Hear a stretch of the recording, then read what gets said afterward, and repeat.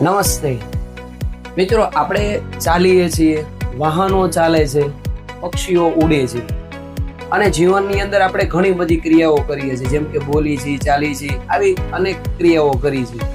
આ બધી જ ક્રિયાઓ થાય છે, એની પાછળ જવાબદાર શું છે તમને ખબર છે? તો એની પાછળ જવાબદાર છે ગતિ. જો મિત્રો જીવનની અંદર ગતિ જ ન હોય તો મનુષ્યનું જીવન અટકી જાય.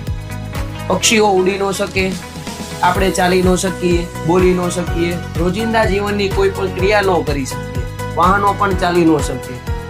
એટલે કે ગતિ આપણા જીવનમાં ખૂબ જ અગત્યનો ભાગ ભજવે છે.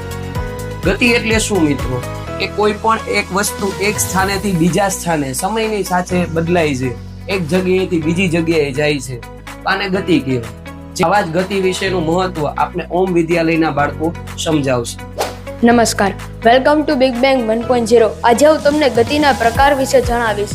ગતિના પ્રકાર 3 છે: વર્તુળાકાર ગતિ, આવર્ત ગતિ અને સુરેખ ગતિ. સૌથી પહેલા આપણે સુરેખ ગતિથી શરૂઆત કરીએ. સુરેખ ગતિના ઉદાહરણ આપણે લઈએ કે સીધા માર્ગ પર ચાલી જતા કારની ગતિ સુરેખ ગતિ છે. હવે તેને આપણે સમજીએ. સીધા રસ્તા પર કન્ટિન્યુ ચાલતા પદાર્થની ગતિને સુરેખ ગતિ કહે છે.